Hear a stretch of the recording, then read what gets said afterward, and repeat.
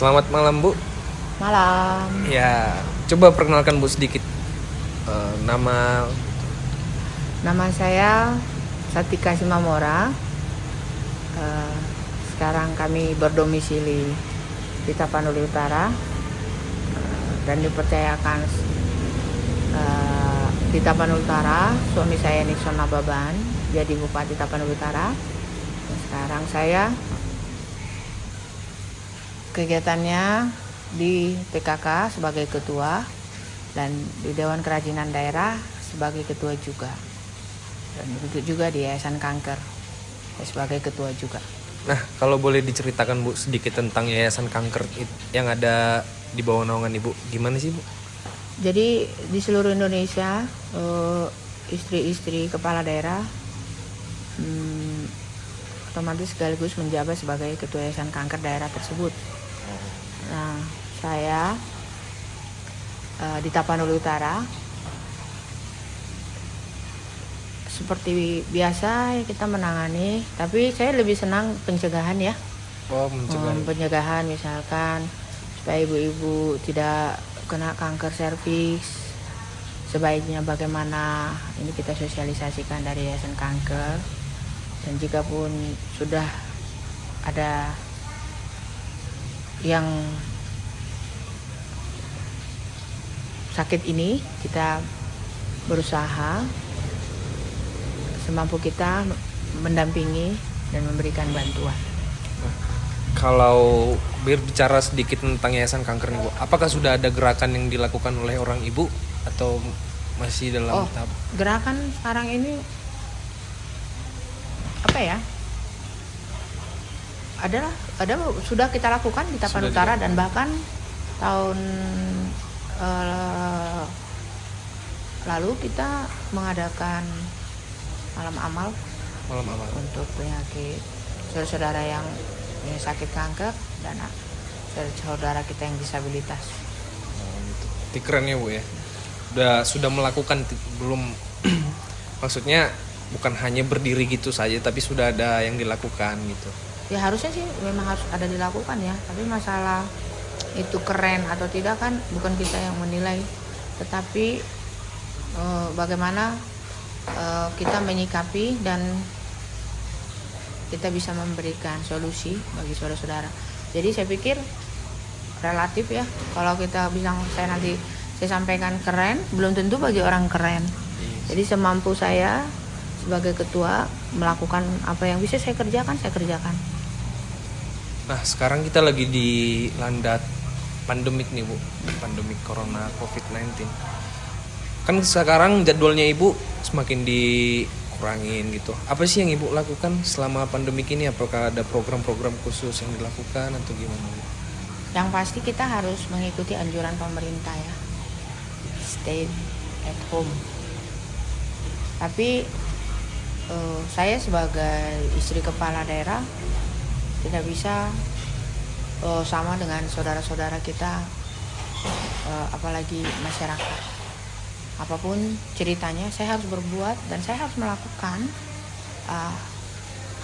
Saya sebagai ketua PKK, apa yang bisa saya lakukan saya harus lakukan.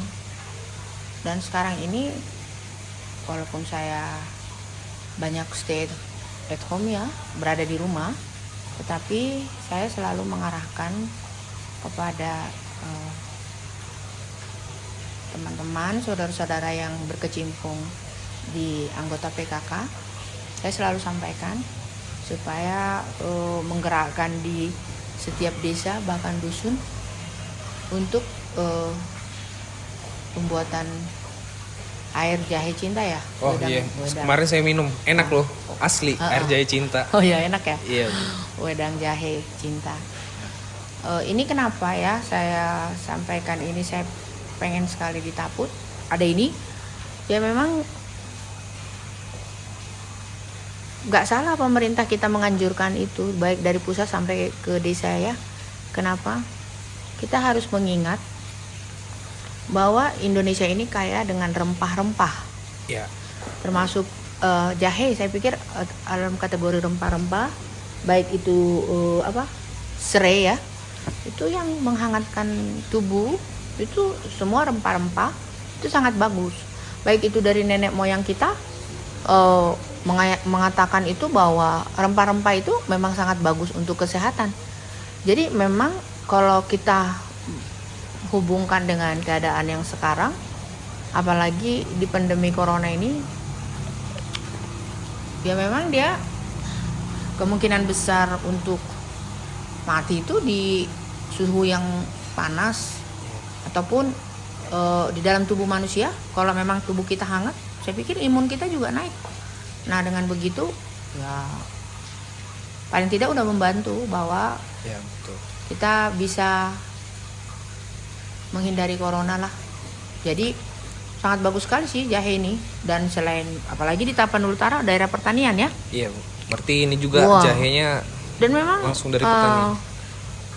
Ada sambungnya, ada nyambungnya. Selain kita tidak perlu ke daerah lain membeli, di daerah kita ada subur dan bagus. Nah tinggal kita mengolahnya. Nah terkadang kan gini, wedang ini banyak, bisa siapa aja bisa buat. Iya betul. Nah itu perbedaannya, bisa siapa aja buat.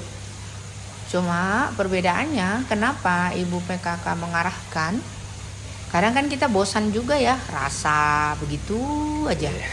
Ya. Kayak yang di luar-luar ya Bu ya. Nah, Ibu PKK lah di sini motornya. Misalkan supaya lebih enak, ya kita buat seperti inilah item-itemnya, resep-resepnya. Nah ini yang kita anjurkan, kita himbau kepada khususnya ibu-ibu rumah tangga ya. Yeah. Karena kalau bapak kayaknya apalagi kita di Batak ya memang udah harus ibu-ibu lah. Betul sekali. Yang harus andil dalam hal ini. Nah, tapi walaupun tidak. Saya potong Bu, kalau bapak-bapak kemarin yang Ibu bilang bapak-bapak. Tapi kemarin bapak juga ikut turun Bu. Ya. Buat itu kemarin.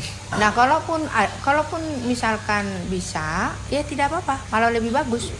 Tetapi saya sarankan memang di dalam rumah tangga itu memang harus seorang ibu ya, seorang perempuan yang harus bergerak untuk kesehatan keluarga.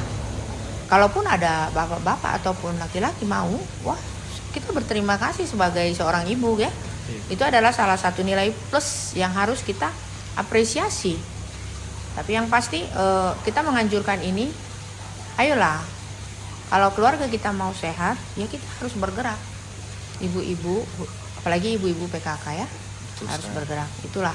Jadi pada saat pandemi ini memang yang saya harapkan akan sampai dusun harus melakukan itu. Karena pertama nggak mahal kok, cuma yang penting jahe berapa keprop, masukkan ke air, masukkan gula sedikit, nggak harus gula merah, gula, kasih garam sedikit, kasih kayu manis, udah hangat tubuh. Tapi kalau pengen enak ya memang kita harus ngikutin resep yang dibuat ibu-ibu PKK itu. Apalagi ibu juga kan beberkan resep-resepnya ke semua tiap saya ini itu pasti buat gitu. Itu di spanduk-spanduk itu resepnya kalau pengen enak, atau paling tidak ya pada saat kita sempat lakukan. Tapi kalau nggak sempat seperti yang tadi ibu sarankan, masukkan aja, masak air panas, masukkan jahenya, hidupin aja api, nanti dia akan keluar sendiri rasanya. Dan lebih itu sudah bagus ya, udah bagus, natural dia. Jadi semuanya sebenarnya gampang ya untuk membuat penghangat tubuh kita itu. Lebih ke kesadaran diri aja sih Bu ya. Ya, tapi nah ini dia yang kadang-kadang kan anak-anak kurang suka ya. Iya. Rasanya. Nah itu makanya ya kalau memang kita mampu ataupun ada uang kita sedikit, ada rezeki ya, belilah susu kental, masukkan ke dalam. Anak-anak mungkin agak lebih suka ya. Lebih manis sedikit. Ya, dia lebih rasanya pedas-pedas sedikit. Nah, kita lanjut ke pertanyaan-pertanyaan berikutnya, Bu. Kehidupan ibu sewaktu muda itu gimana sih, Bu? Bisa digambarkan, Bu, sedikit, Bu, kira-kira? Kehidupan saya itu waktu muda sebenarnya muda dibilang nggak langsung muda ya, saya dari kecil Iya, ya. dari kecil sih. Dari kecil itu hidup saya itu penuh dengan tantangan. Tantangan itu banyak. Saya itu berumur 1 bulan udah tinggal sama papa ya, meninggal papa saya. Dan saya diasuh opung saya ya dari papa. Jadi saya itu sampai besar itu diasuh opung saya dari papa. Jadi kalau ya kita kalau namanya di depan opung ada manja-manjanya, Iya. kayak ada semualah di situ, ada tangisan, ada sakit-sakitnya gitu kan. Tapi yang pasti saya diasuh opung saya itu mungkin dikatakan bisa lebih banyak manjanya. Justru saya pergumulan saya itu sesudah saya besar banyak. Kalau waktu kecil saya kebanyakan mungkin karena di depan opung kita ya, kita agak manja. Iya sih. Dan apa saja biasanya yang saya minta opung saya pasti akan berikan. Jadi waktu saya muda sebelum saya menikah, jadi dulu saya SMA, habis tamat SMA ke Jakarta bekerja. Sambil bekerja itu saya kuliah. Nah kuliah ini saya banyak yang saya kerjakan. Berarti kuliah sambil bekerja ya, Bu? Sambil saya jualan. Itu saya naik kalau sini namanya kereta ya, kalau di Jakarta itu naik motor. Itu saya ambil tuh bahan-bahan reject, kaos-kaos reject dari pabrik. Itu saya jual tuh di kampus saya bawa tuh di karung. Itu saya jalan sendiri naik kereta untuk jual-jualan ini. Lumayan lah, karena kan kalau kita kan gajian kalau di kantor tuh 1 kali sebulan kan. Nah itu akhir bulan atau awal bulan. Nah itu sebelum kita gajian kan kita butuh yang lain-lain tambahan. Apalagi kita kuliah kan. Nah, ini saya jual apa aja yang bisa saya jual. Jadi sering saya dulu waktu masih gadis itu saya kerjakan aja. Misalkan ini saya ambil nih misalkan 5.000 dari pabrik. Kalau saya jual 15.000 cepat gitu kan. Nah inilah saya lakukan. Banyaklah hal-hal waktu saya masih muda itu yang harus saya jalanin. Walaupun sebenarnya kalau kita minta opung pasti dikasih, tapi saat itu saya punya motivasi saya harus sendiri, nggak mau nyusahin opung karena dari kecil opung saya udah membesarkan saya ya. SMA saya lulus SMA opung doli saya meninggal, tinggal opung baru saya udah sakit-sakitan. Nah seperti itu. Jadi banyak tantangan. Tipenya pekerja keras ya Bu ya? Mungkin karena saya udah ditinggal dari kecil orang tua ya, saya termasuk orang mandiri dan melakukan apa aja maulah. Yang penting kita punya ada duit, yang penting halal ya, kita ada duitnya ya kita bisa ya cukupi kebutuhan, nggak minta-minta itu. Dan karena dulu kan saya udah ngontrak, walaupun ada saudara banyak saya pilih ngontrak supaya lebih mandiri seperti itu. Kalau boleh tahu nih Bu, apa sih titik terendah dalam hidup Ibu? Titik terendahnya apa ya? Ya itu tadi. Di mana nih? Di dalam kehidupan Ibu mulai dari kecil sampai sekarang, titik terendahnya yang memang pengen menyerah tapi nggak menyerah gitu Bu. Ada satu titik misalnya momennya itu emang udah kalang kabut banget gitu Bu. Sebenarnya saya tidak pernah menyerah ya dalam hidup ya.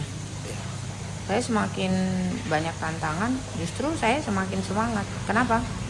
Karena saya punya selalu ingat kata firman Tuhan bahwa tidak akan mungkin Tuhan memberikan kita suatu masalah ataupun suatu cobaan yang tidak bisa kita lalui ataupun kekuatan kita melebihi. Nggak pasti akan bisa kita lalui. Jadi intinya itu mungkin saat-saat terendah itu adalah kalau saya orang Batak lomos kali ya. Saya misalkan lupa akan firman Tuhan itu, pasti saya akan, kalau istilah zaman sekarang anak-anak muda galau.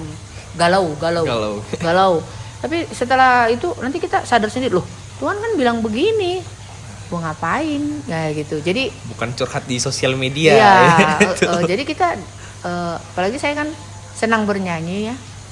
Saya paling nyanyi di kamar sendiri, nyanyi sambil berdoa, itu senang saya. Nah, kadang-kadang saya bingung juga titik terendahnya itu, nggak tahu lagi di mana, karena bagi saya itu semua banyak tantangan ya di dalam hidup. Mulai dari kecil itu sudah tantangan banyak, Terbiasa ya, Bu, ya? sampai sekarang jadi istri bupati juga banyak tantangan. Nah itu nggak tahu lagi. Jadi buat saya tuh tantangan itu bukan titik terendah lagi, tetapi membuat motivasi bagi saya. Memang dari dulu ya, memang karena kita kerja juga terus ya di Jakarta, jadi kita nggak pernah merasa itu jadi masalah jadinya. Nah itu, jadi nggak ada titik terendah itu. Kalau saya terjadi titik terendah dalam hidup saya pada saat saya lupa bahwa Tuhan itu ada. Kan kadang-kadang kita aduh terlalu terlena ya, Bu.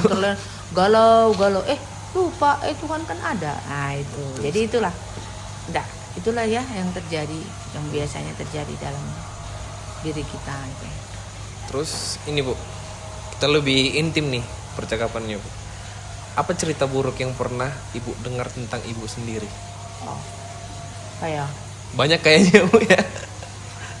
cerita buruk itu apa ya? Oh ya, ini nih sebenarnya yang paling membuat saya luka, yaitu pada saat ada orang-orang mengatakan bahwa saya lupa dengan orang tua saya, khususnya mama saya ya. Kalau saya pribadi, padahal nggak semua dalam kehidupan kita itu harus kita ceritakan kepada orang. Nah, karena itu kan menjadi sama kita itulah doa kita. Bagaimana doa kita itu apa ya? Saya pikir karena saya itu memang dibesarkan orang opung saya, mama saya sampai sekarang itu, sampai detik ini di bawah pengawasan saya. Apalagi mama saya sekarang dalam keadaan sakit ya. Jadi, tapi kadang orang nggak tahu bisa mengatakan saya melupakan orang tua saya jadi saya berpikir kadang-kadang, kok mesti ya harus saya menceritakan apa yang harus saya lakukan dengan orang tua saya. Tapi intinya itu adalah apa yang kita lakukan setiap hari itu tidak bisa berjalan 1 jam aja. Di usia yang seperti sekarang itu kan kelihatan semuanya. Jadi kayak misalkan hubungan saya sama mama saya, atau mungkin karena saya tidak sama mama saya sampai besar, itu apa mungkin karena itu orang mengatakan, oh tidak, dalam tanda kutip si Mardan ya, Bu, dibilang. Ya si Mardan. Oh enggak, karena saya memang dari kecil sama opung saya. Jadi mama saya itu di usia sampai sekarang pun sama saya gitu. Dan apalagi itu orang tua dengan anak itu, apapun ceritanya ya, itu ada, nggak bisa kita harus aku ini mamaku, aku ini enggak. Tapi yang pasti saya nggak perlu kita ceritakan apa yang ada di dalam diri kita, seperti itu kan. Tapi saat ini mama saya itu di bawah pengawasan saya. Pengawasan dalam arti karena saya kan sebagai anak yang paling besar ya. Aku juga Pahupu Pangguaran. Jadi tanggung jawab saya itu besar. Apalagi di adat Batak ya. Jadi ya mungkin orang karena tak kenal maka tak sayang, makanya mengatakan itu. Tapi yang pasti pancaran diri saya adalah, lihatlah kehidupan saya sehari-hari. Itulah saya adanya. Orang lain aja saya sayangi, apalagi orang tua saya. Ya Dan kan? tak semua hal juga harus orang tahu tentang kehidupan keluarga Ibu juga kan sebenarnya, karena itu lebih ke sifat pribadi ya, Bu ya. Iya, tapi kadang gini, gimana ya ngomongnya? Kadang kan orang pengen tahu gitu, mungkin karena saya udah istri bupati kali ya. tapi cari-cari terus mencari-cari ya, tahu, oh, mamanya kok nggak pernah kelihatan ya gitu kan. Mama saya datang ke sini tapi kan nggak harus ngomong-ngomong. Yang kedua, apa namanya, kan nggak harus, karena mama saya juga berada nggak di Taput, ya kan nggak mesti sama seperti orang tua dari bapak kan, orang tua bapak di Siborong-Borong, nggak selalu kan nggak selalu tiap hari bersama. kesini juga ya kan Bu. Tapi saya nggak tahu atas dasar apa orang-orang lain mengatakan itu, saya nggak tahu. Tapi yang pasti saya pikir semakin banyak orang memberikan nilai-nilai kepada saya, itu saya anggap berkat ya, itu berkat bagi saya. Nah Akan itu menjadi ya, sebagai bumerang yang buat ibu down juga ya Bu ya. enggak. Karena saya yang tahu kok apa yang saya lakukan sama keluarga saya kan. Jadi yang pasti, yang kalau di dalam Tapanuli Utara ini khususnya itu di sini, saya sebagai istri bupati, apa sebagai tanggung jawab saya lakukan. Nah itulah yang cerita buruk yang pernah saya dengar. Tapi bagi saya sih nggak buruk ya. Kenapa? Memang ya namanya dari kecil kita sama opung, terus udah besar baru ketemu mama, ya kan? Udah kayak gitu. Nah, Tuhan tempatkan kami di sini. Ya saya sebagai menanggung jawab, apalagi orang tua saya sekarang lagi kurang sehat, mama saya, tanggung jawab saya. Ya memang harus tanggung jawab saya karena saya anak paling besar, ya. Kita berdoa aja Bu ya, semoga mamanya ibu cepat pulih kembali ya Bu. Amin. Terus ini nih Bu, apa sih hal yang belum terwujud sampai saat ini yang ibu perjuangkan? Khususnya untuk di Tapanuli Utara dulu sih Bu, karena ibu sebagai istri di Tapanuli Utara sih ya, apa namanya, karena saya sebagai ketua PKK ya, ibaratnya bunda lah di Taput ya. Ya. Saya ada salah, sampai sekarang ini saya merasa gagal sebagai seorang ibu di Taput. Kenapa saya katakan? Masih banyak kaum ibu khususnya ya di Taput tidak bisa berjalan searah dengan saya. Dan ini justru saya tidak pahami apa yang terjadi. Tapi yang pasti mungkin karena perbedaan yang berlalu-lalu ya Bu ya. Yang berlalu-lalu. Tapi bagi saya itu suatu kegagalan dan kesedihan bagi saya. Artinya belum terwujudlah saya sebagai bunda di Taput, yang mana saat ini saya sebenarnya sedih sekali. Kenapa? Apalagi kita orang Batak ya, khususnya ibu-ibu. Biasanya kita adalah wanita-wanita yang tangguh, perempuan yang tangguh, kerja. Artinya kalau namanya tangguh itu berarti harus bersatu. Kita bukan di sini lagi sebenarnya harus melakukan hal-hal yang tidak sama. Kita harus bersama-sama. Bagaimana caranya supaya Tapanuli Utara ini khususnya ibu-ibunya itu bisa berhadapan dengan kabupaten-kabupaten lain, artinya dalam hal yang konteks positif ya. Jadi saya lihat di sekarang ini kesedihan saya itu susah sekali. Kadang saya bingung, nanti saya begini salah, begitu salah. Jadi jujur aja saya merasa gagal. Artinya bagaimana caranya supaya kami khususnya ibu-ibu di Tapanuli Utara ini, kaum perempuan, bisa bersatu untuk melawan semua yang ada di kehidupan kita, khususnya rumah tangga kita, untuk daerah kita ini ya, supaya bisa sama-sama. Saya serindu sekali dengan hal itu. Itulah yang saya impikan yang belum terwujud. Saya rindu semua, misalkan ada sama-sama acara gitu, semuanya punya, nggak ada yang saling hujat menghujat, nggak ada saling benci. Sampai segitunya juga ya Bu ya. Saya rindu sekali. Nggak tahu maksudnya gimana harus caranya, bingung juga. Ini itulah ya, apalagi kita Tapanuli Utara ini kan bisa dikatakan nggak terlalu luas lah dibandingkan daerah-daerah yang lain kan. Nah, ini berusahalah apalagi untuk 15 kecamatan ini supaya semuanya bisa bersatu, apalagi di pandemi corona ini kita kalau sama-sama kayaknya enak ngelihatnya kita melawan COVID ini ya sama-sama gitu. Saling menguatkan ya Bu ya. Jadi kalau kita positif ya ibu-ibunya positif ya saya pikir bapak pasti ikut positif. Tapi kalau kita jadinya ikut juga negatif ya orang di sekitar kita pasti. Karena kunci dari suatu rumah tangga itu apalagi di kehidupan itu ya ibu-ibu ya. Ya kita begini nanti ikut bapak juga jadinya kan gitu kan. Tapi kalau kita positif yang kita lakukan bapak-bapaknya akan salut dan Ikut ya. Dan biasanya apalagi kita orang Batak kan bapak-bapaknya itu kalau udah istrinya bagus, wah dia bangga kan gitu. Seperti itu. Berarti harapan terbesarnya itu sih Bu ya, mempersatukan yang Ibu maksud dari tadi. Harapan saya itu bagaimana caranya supaya udahlah gitu kan. Yang berlalu aja ya Bu ya. Yuk gitu kan. Apalagi juga udah selesai juga kan Bu masanya kan Bu.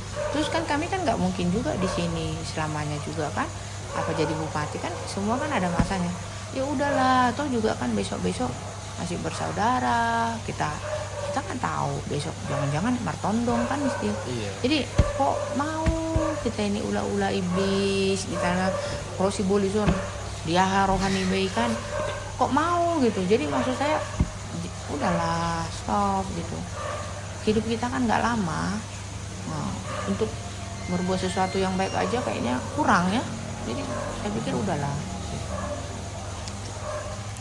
Pernah nggak sih Bu Ibu mendengarkan pujian yang diberikan secara langsung kepada Ibu? Banyak sih ya pujian. Tapi ada juga saya kadang-kadang dipuji. Padahal kan kadang-kadang kita mikir gini, apa iya ya udah melakukan kayak gitu, apa iya ya gitu. Karena yang saya lakukan itu saya pikir tanggung jawab saya dan memang kayaknya karena mungkin saya pekerja ya, jadi apa ya namanya nggak terlalu jadi heboh bagi saya. Tapi memang kalau udah saya lakukan itu ternyata udah banyak ada dampaknya gitu kan. Tapi ya memang saya juga kadang-kadang kaget. Nah itulah cara Tuhan dalam kehidupan saya khususnya ya. Kok kayaknya aku cuma melakukan kayak gini tapi dampaknya udah gede, udah besar gitu kan. Wah makasih Tuhan. Nah gitu. Jadi gak ada saya kalau minta lakukan kegiatan itu biasanya saya minta petunjuk Tuhan. Saya melakukan kegiatan itu minta petunjuk sama Tuhan.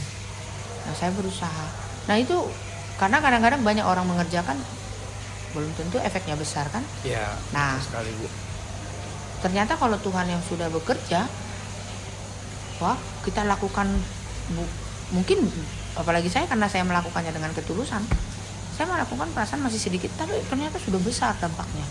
Nah, kira-kira seperti itu. Jadi saya pikir kalau ujian, kadang-kadang saya baru masa sih udah sampai segitunya gitu. Karena jadi kan tanpa sepengetahuan Ibu mungkin di luar sana banyak banget loh yang muji Ibu. Ibu itu orangnya sederhana, Ibu itu orangnya friendly, bisa berteman sama siapa aja. Tapi mungkin kan Ibu itu sudah sebagai satu ciri khas seorang Ibu kan. Tapi orang menganggap itu sebagai sesuatu yang spesial loh.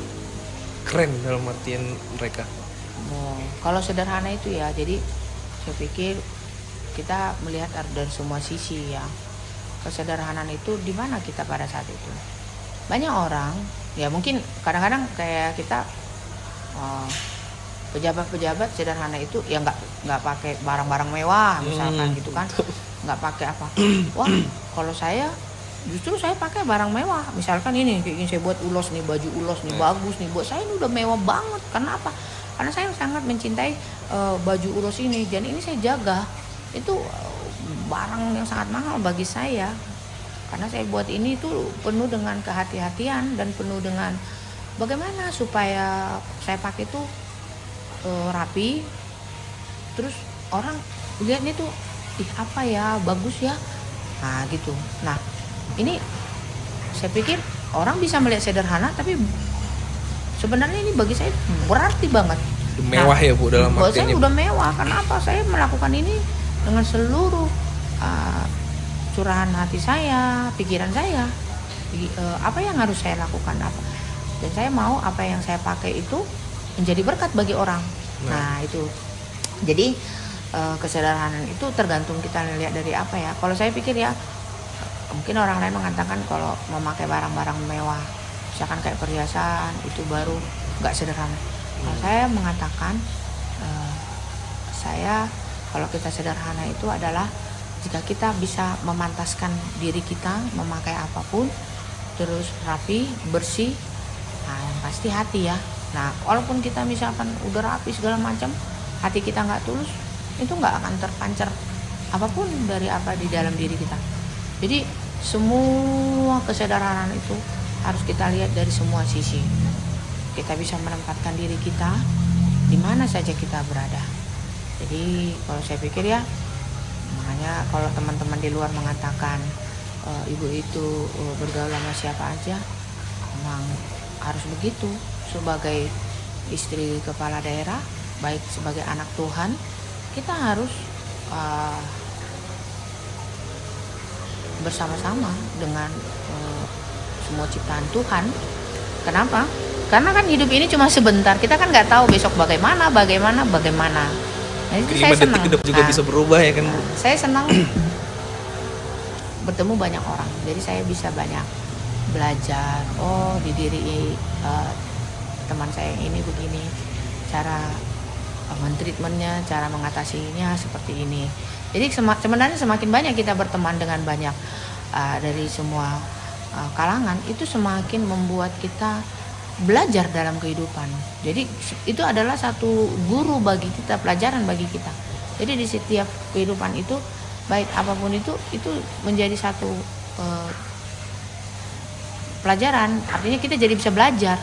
Oh, kalau hidupnya seperti ini, ternyata kita harus begini gitu. Makanya saya senang berteman dengan siapa aja. Jadi saya banyak tahu apa yang harus saya lakukan. Gitu. Jadi mau nanya nih Bu sedikit Bu, karunia Tuhan yang paling besar yang Ibu dapatkan itu sampai Ibu, wah ini emang luar biasa sih, apa sih Bu? Sampai saat ini Karunia yang Tuhan berikan kepada saya adalah banyak ya dalam kehidupan saya. Yang pasti adalah anak-anak yang Tuhan berikan, kembar ya, laki-laki dalam kehidupan kami. Terus sampai detik ini saya tidak pernah bermimpi dia sebagai istri bupati. Karena apa? Dulu saya pekerja, jadi nggak pernah misalkan jadi nanti jadi istri bupati, bisalah nanti jadi aku jadi istri bupati, nggak pernah. Jadi karunia yang terbesar dalam hidup saya adalah sampai saat ini Tuhan masih memberikan kepada saya kesehatan yang sempurna. Itu adalah karunia yang sangat besar bagi saya yang Tuhan berikan. Karena saya punya prinsip, jika saya sehat, saya akan pasti bisa mengasihi siapapun. Nah, kalau saya bisa mengasihi, berarti karunia yang Tuhan berikan kepada saya dengan kesehatan yang Tuhan berikan itu, saya bisa memberkati dan diberkati. Nah, khususnya apalagi saya sebagai istri bupati ya, istri kepala daerah, banyak yang harus saya lakukan di sini dengan karunia-karunia yang Tuhan berikan. Contohnya, misalkan Tuhan berikan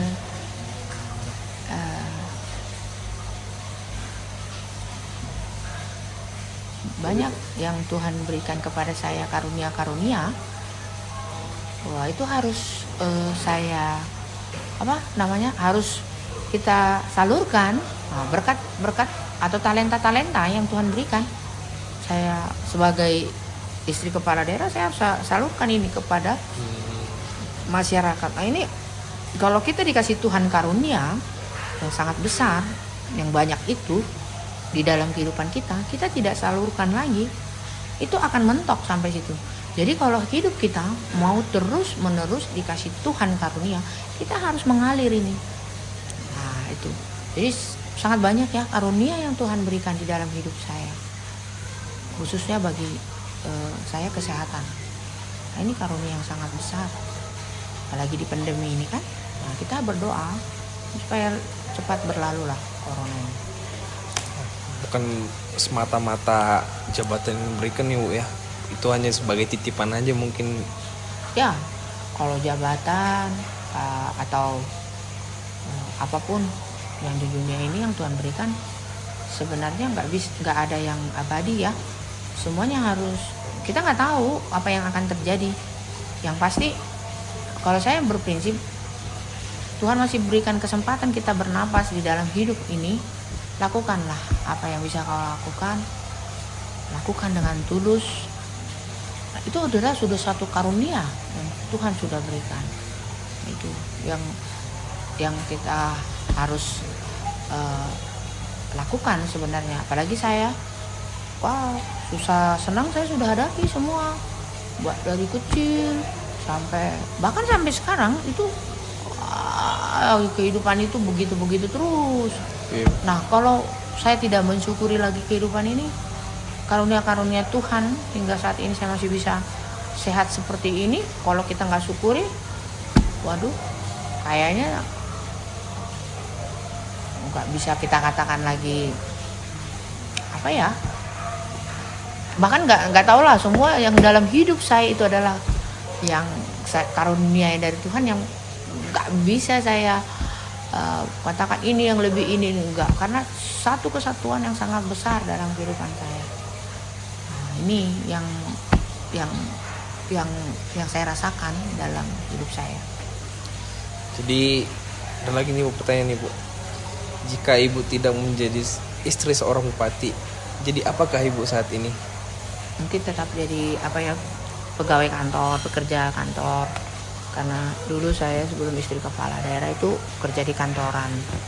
Gue jadi kerja kantoran, atau bisa jadi ibu rumah tangga untuk mengurus anak-anak gitu. Dan kebetulan saya orangnya pekerja ya. Saya senang tuh melakukan hal-hal yang kreatif. Jadi nggak tahu juga sih jadi apa, siapa tahu entah jadi usaha sukses. Yang pasti dulu saya sebelum jadi istri kepala daerah kerja di kantoran gitu. Udah mulai banyak juga ya Bu kita bahas ya. Ya. Nanti bakalan ada loh part keduanya Bu. Oh gitu ya. Iya. Apa itu? Oke, nanti kita bahas lagi tentang kisah-kisah lama Ibu, asmara Ibu sama Bapak juga, kalau mau dibahas juga boleh gitu. Udah tua ya, Yeah. asmara mau dibahas. Sebenarnya saya lebih senang kalau kita mengupas hal-hal yang kreatif ya. Misalkan khususnya buat anak-anak muda, buat ibu-ibu rumah tangga, ibu-ibu yang memang nambah balu gitu kan. Senang saya. Kayak tuh, nanti jangan lupa di subscribe channel Ibu ini. Bakalan banyak juga nanti yang bakalan disampaikan Ibu. Ya, saya buka aja nanti di YouTube Ibu ya, Satika Simamora Official. Ya kan? Di YouTube. Nanti di situ akan saya sampaikan bagaimana saya melakukan segala sesuatunya. Sebenarnya menurut saya tidak hal besar, tapi karena kita melakukannya dengan tulus, pasti akan efek besar bagi orang lain. Nah itu saya percaya dengan hal itu. Jadi apapun ceritanya, kalau kita mengandalkan hidup kita pada Tuhan kita dan minta bimbingannya, semua akan Tuhan berikan hikmat kepada kita. Misalkan mau besok aku melakukan apa ya, ini sangat perlu. Nah nanti tunggu aja ya mungkin kita apalagi di pandemi ini nggak bisa ketemu sembarang. Sekarang nanti saya lakukan di YouTube saya apa yang setiap hari yang bisa saya lakukan untuk bagi orang banyak. Artinya itu sama seperti melayani. Dan saya sebagai ibu ketua PKK, saya lakukan itu sudah memang tanggung jawab saya, dan memang saya harus melakukan itu. Kalau tidak saya melakukan itu, saya tidak pantas menjadi seorang istri kepala daerah kalau menurut saya.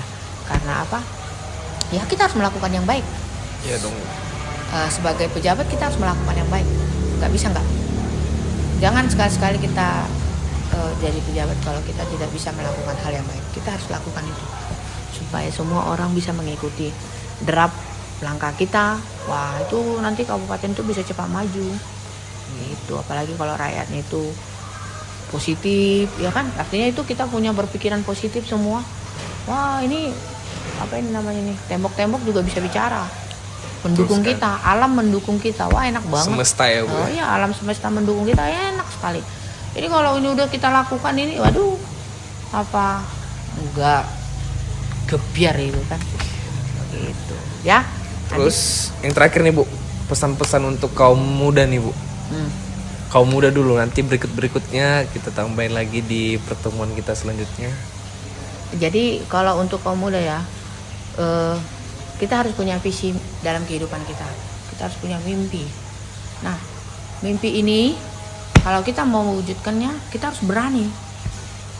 Kalau kita takut, apapun ceritanya itu tidak akan terwujud. Nah, jadi misalkan aku mimpiku pengen jadi pengusaha ini, tapi mimpi aja, ndak berani menerobos, nggak berani gagal gitu kan. Oh, itu salah. Nah, 3 aja prinsip. Ingat, untuk kaum muda jangan lupa ya. Ada 3. 3.